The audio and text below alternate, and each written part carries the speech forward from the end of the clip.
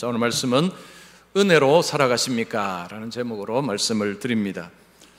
자, 질문을 두 가지를 하겠습니다. 여러분 답을 한번 해보시기 바랍니다. 평생을 선하게 착하게 살았는데 예수님을 믿지 않았습니다. 자, 예수님을 믿지 않으면 천국에 들어갈 수 없습니까?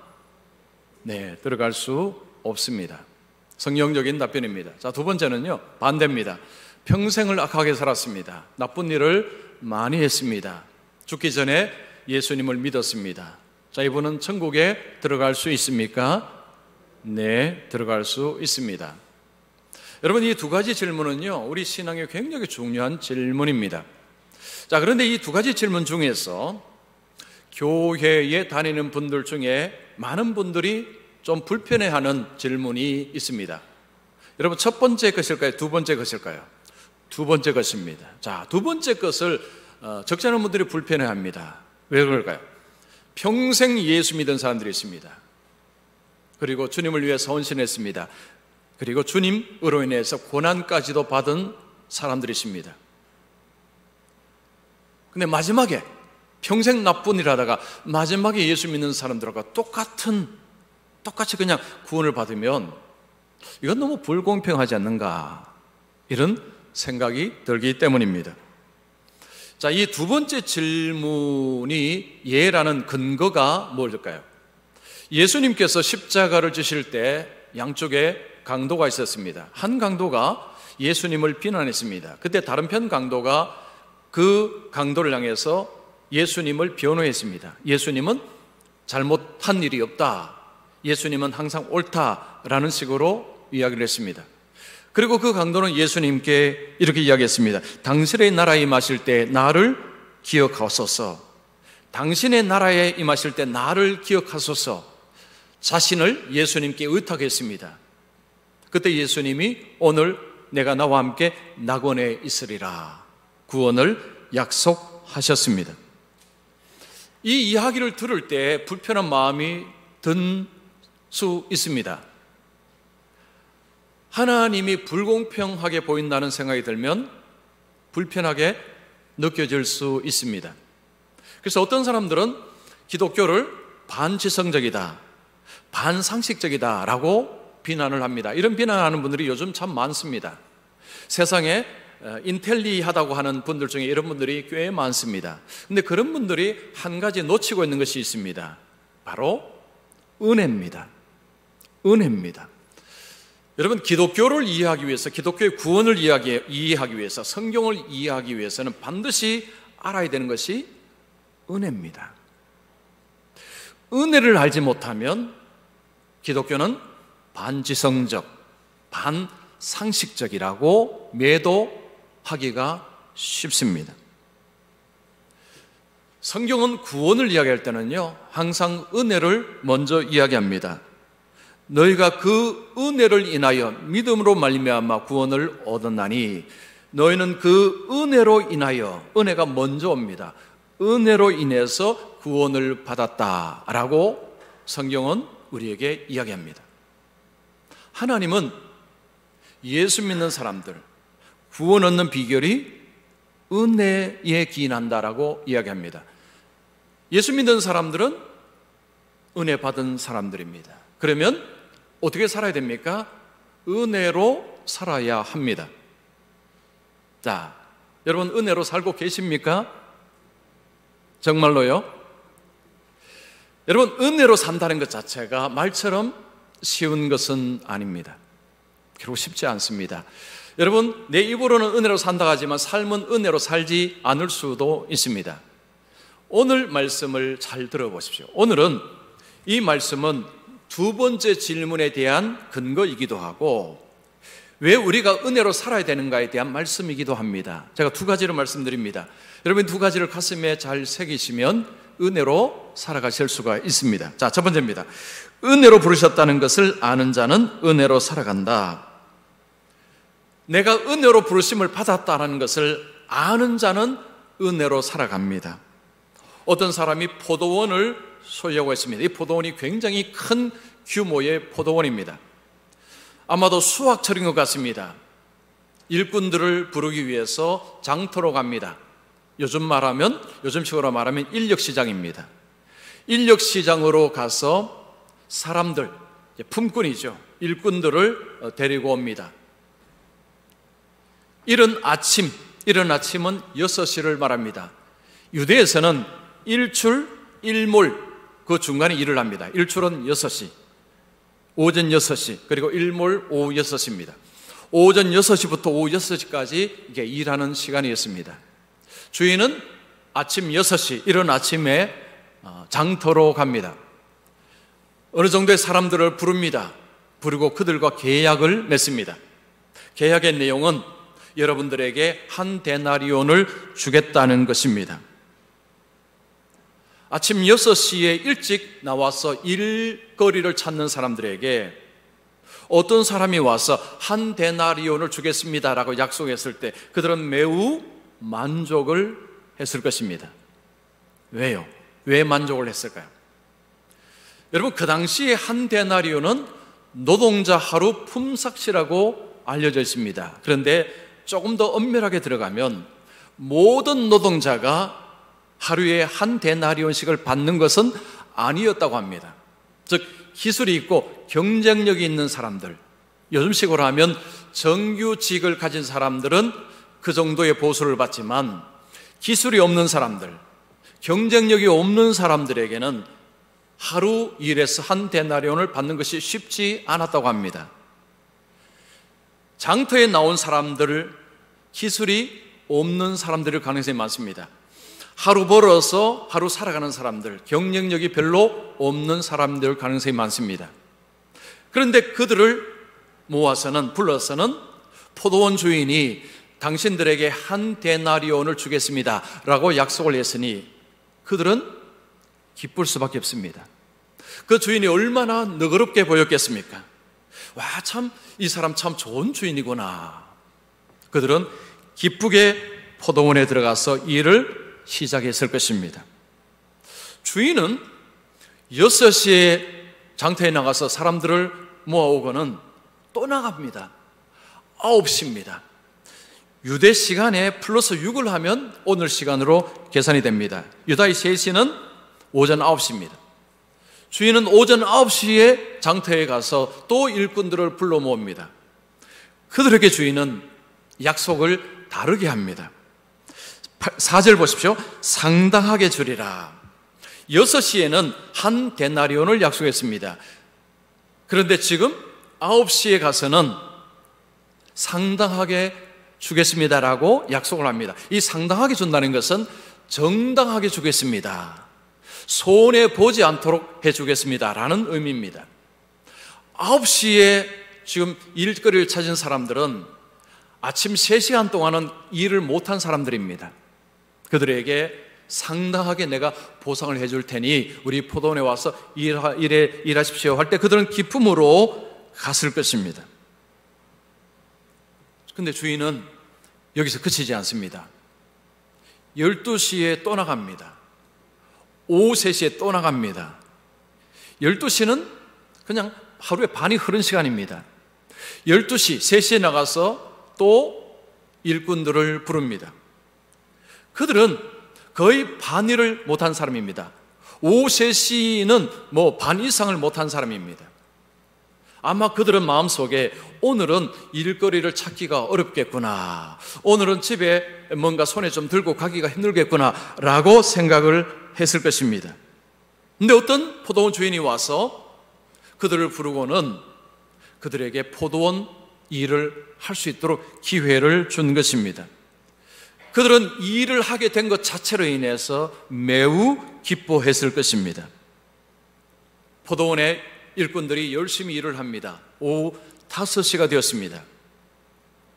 그런데 포도원에 또 새로운 일꾼들이 들어옵니다. 이제 겨우 1시간밖에 남지 않았습니다. 아마 일하는 사람들도 의아했을 것입니다. 겨우 1시간인데 또 새로운 일꾼이 들어오다니, 아마 그런 생각을 충분히 했을 것입니다. 왜 이런 일이 벌어졌습니까? 포도원 주인이 다시 장터로 간 것입니다. 장터에 가니까 아직도 일거리를 찾는 사람들이 있었습니다. 주인이 그들에게 물었습니다. 왜 하루 종일 이렇게 놀고 서 있느냐? 그들이 뭐라고 이야기합니까? 7절 보시면 우리를 품꾼으로 쓰는 이가 없음이니이다. 아마도 이들은 육체적으로 조금 더 부족한 사람일 가능성이 많습니다.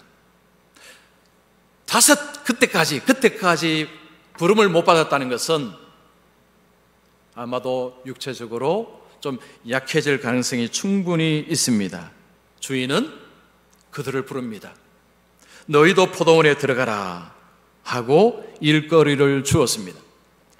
이들은 겨우 1시간밖에 일을 못합니다. 아니 1시간도 안 될 것 같습니다. 여러분 1시간도 안 되는 시간에 뭘 할 수 있겠습니까?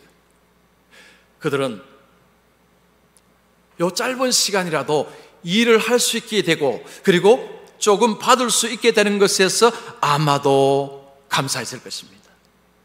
그 주인에게 너무너무 감사했을 것입니다. 그리고 그들은 포도원에 들어갔습니다. 자, 이 내용 우리가 너무너무 잘 알고 있습니다.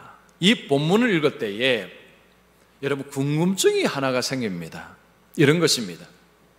왜 주인은 아침 6시에 나가서 그날 일할 모든 일꾼들을 왜 한 번에 다 부르지 않았을까라는 것입니다. 혹시 이 포도원 주인이 초짜인가? 포도원 경영에 대해서는 아직도 아무것도 모르는 사람인가? 이런 의문이 들 수 있습니다. 그런데 그런 의문은 별로 가치가 없습니다. 왜냐하면 거기에는 청지기가 있습니다. 청지기라는 것은 포도원을 맡아서 관리하는 전문 인력입니다. 아무것도 몰라서 또 나가고 그렇게 했지 않았다는 것입니다. 여러분 주인의 관심이 어디에 있습니까? 자기 밭에 얼마나 소출을 많이 낼 것인가, 얼마나 성과를 많이 낼 것인가가 아니라 어디에 관심이 있습니까? 어떻게 하면 한 사람이라도 더 불러서 더 일을 시킬까? 이것이 포도원 주인의 관심사임을 알 수 있습니다. 물론 자기 포도원에 대해서도 관심을 가지고 있겠죠. 그런데 지금 이 포도원 주인이 하는 행동을 보면 계속해서 남아있는 그 일꾼들을 볼 때 불쌍하게 여기는 마음을 볼 수 있습니다. 너무 불쌍하다는 거죠. 다른 포도원에 불림을 받지 못해서 그렇게 남아있는 그들을 볼 때 너무너무 안 됐다, 내가 저들을 좀 도와줘야 되겠다 하고 불렀다는 것을 알 수 있습니다. 예수님께서 이 포도원 주인을 누구를 상징하고 말씀하신 것입니까? 하나님입니다. 여러분 성경의 하나님은요, 우리를 불쌍히 여기시는 하나님, 긍휼의 하나님, 자비가 무궁하신 하나님으로 나옵니다.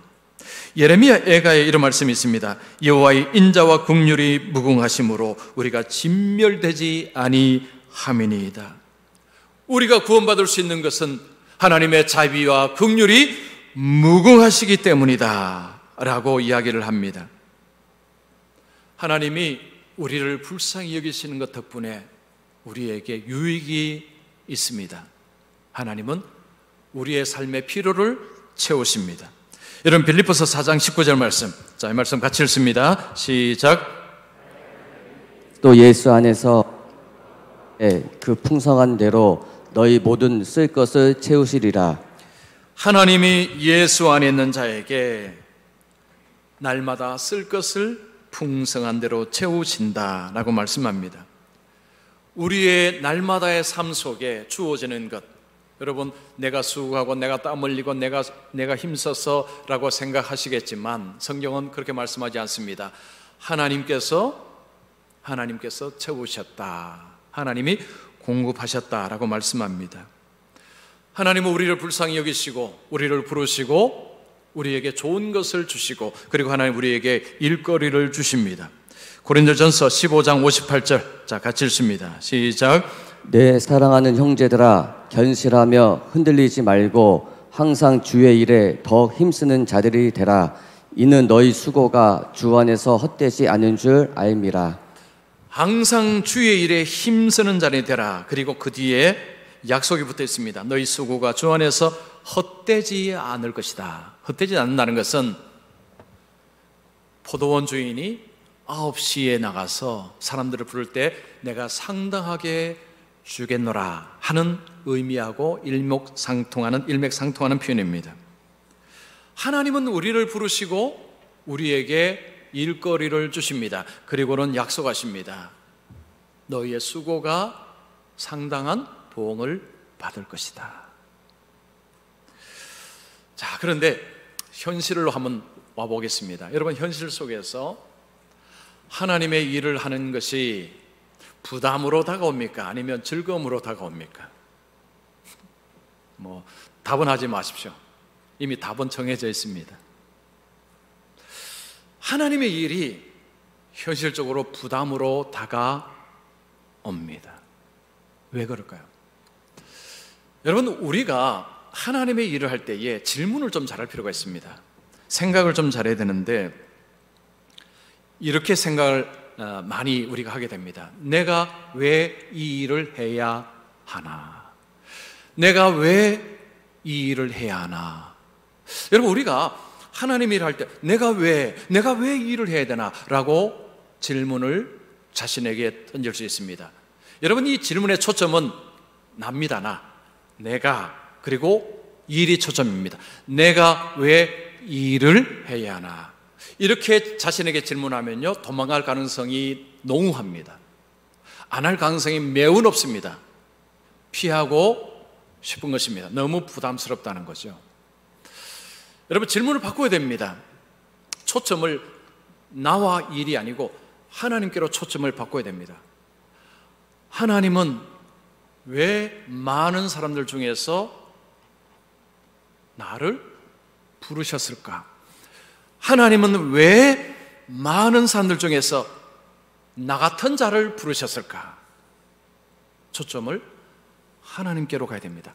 하나님은 왜 많은 사람들 중에서 나 같은 사람을 부르셨을까?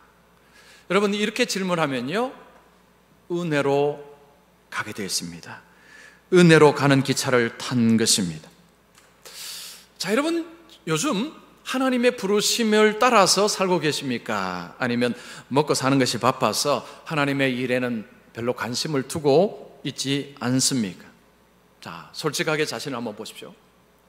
하나님의 일에 관심을 두고 살고 계신지, 아니면 먹고 사는 일이 바빠서 하나님의 관심을 좀 안 기울이고 사시는지 한번 자기를 보시기 바랍니다. 여러분, 한 가지를 꼭 기억하십시오. 하나님이 여러분을 은혜로 부르셨다는 사실입니다. 아멘을 안 하시는군요. 다시 하겠습니다. 하나님은 여러분들을 은혜로 부르셨습니다. 한 번 더 하겠습니다. 하나님은 여러분들을 은혜로 부르셨습니다. 그러면 어떻게 살아야 됩니까? 은혜로 사셔야 됩니다.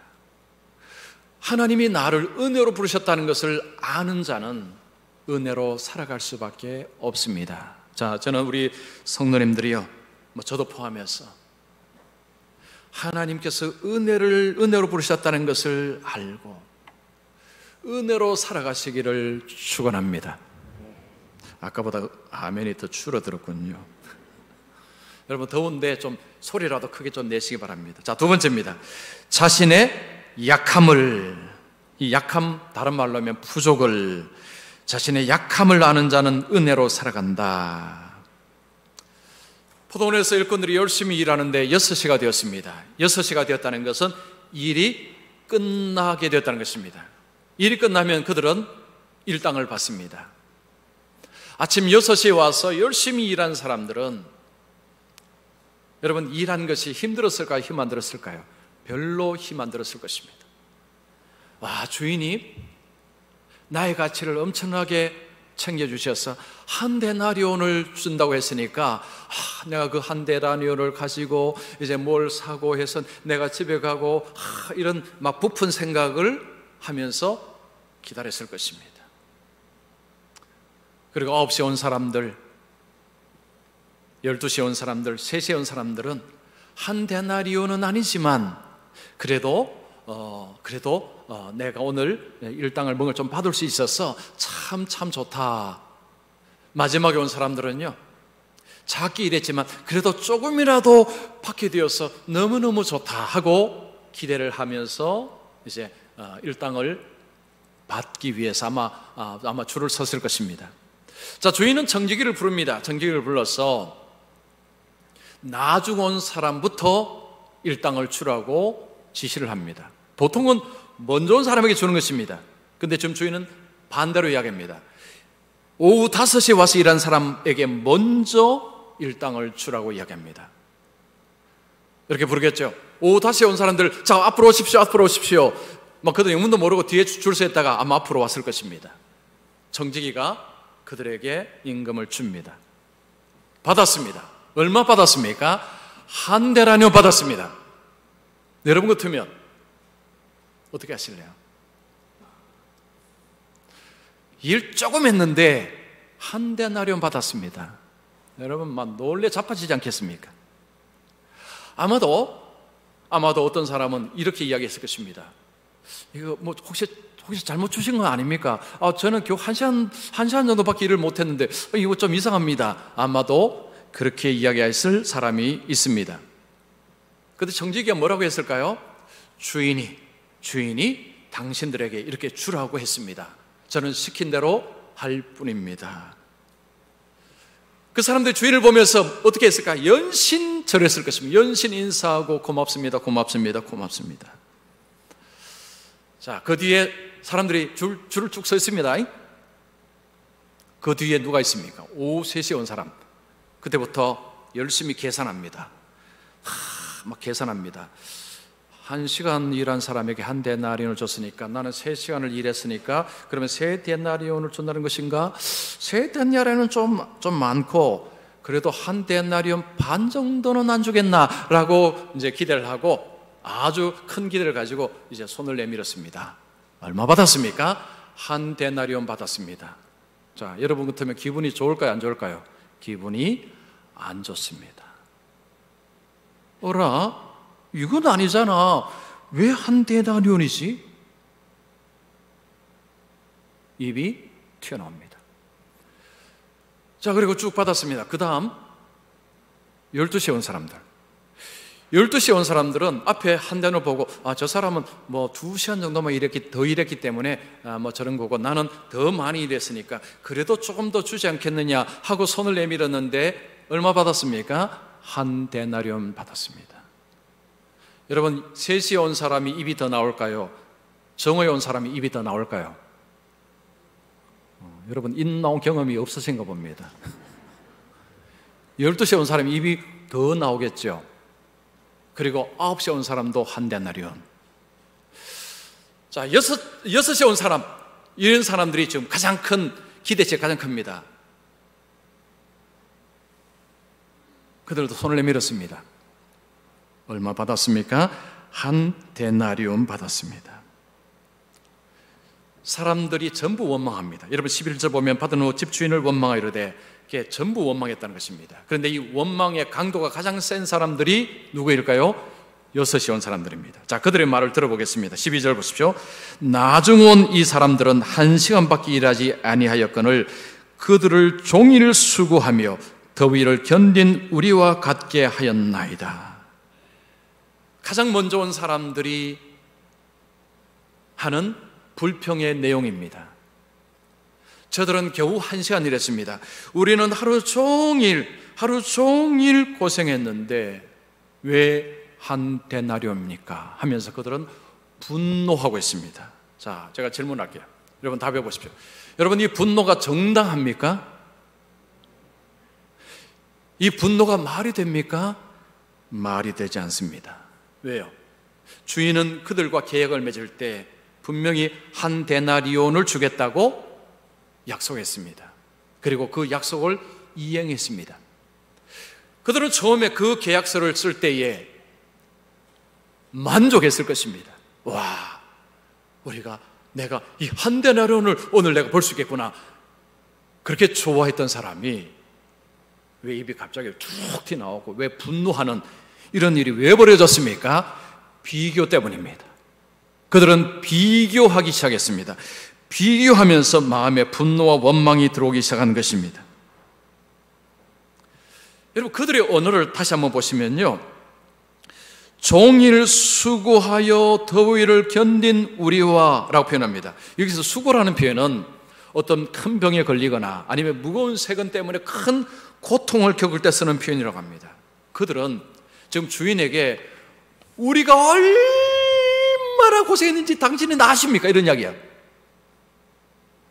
근데 그들이 일할 때 어땠습니까?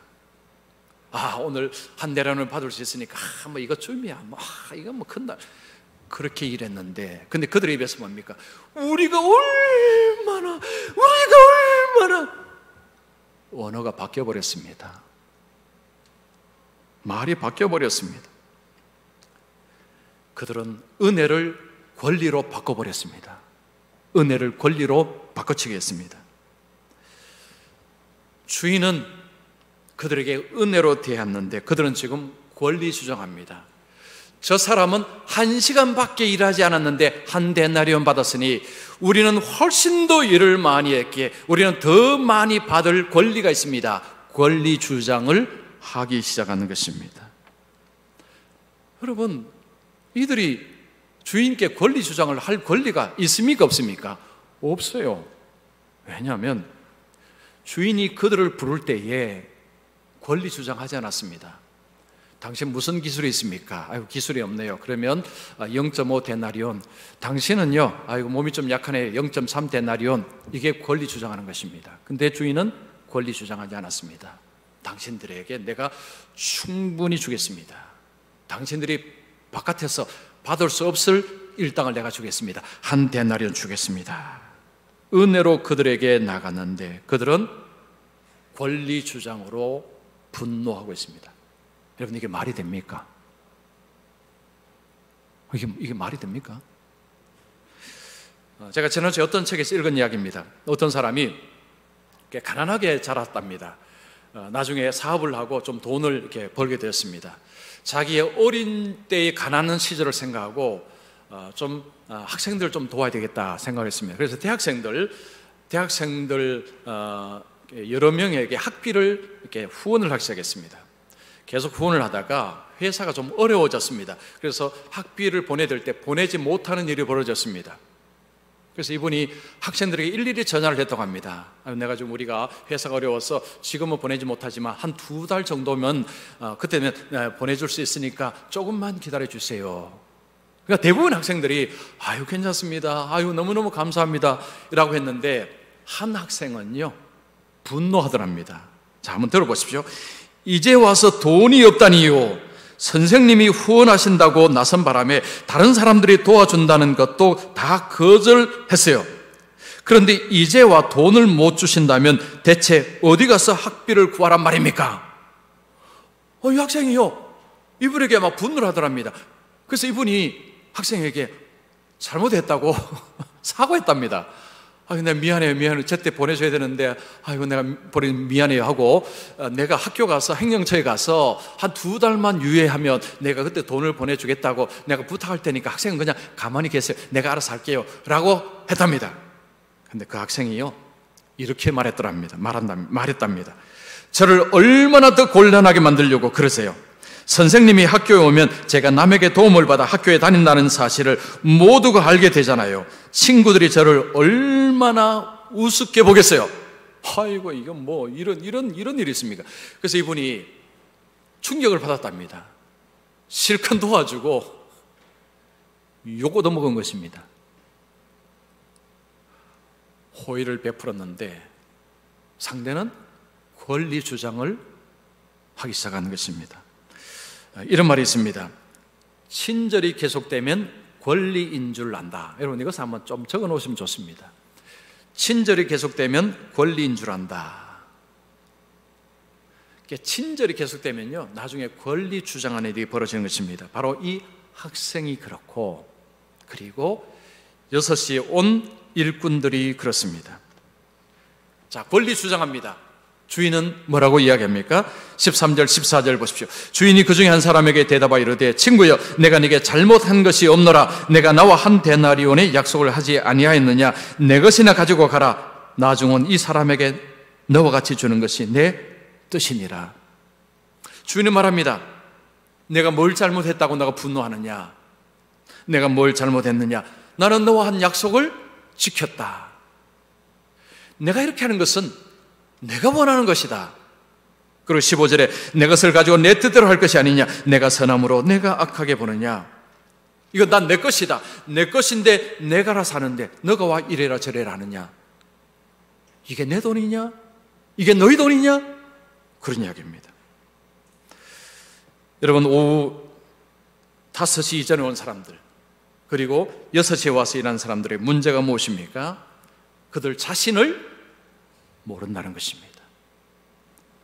여러분, 그들은 무슨 기술이 대단하고 경쟁력이 있어서 지금 한 대년을 받는 게 아닙니다. 그들은 오늘은 일을 했지만 내일 일터에 왔을 때, 장터에 왔을 때 아무도 그들을 부르지 않을 수도 있습니다.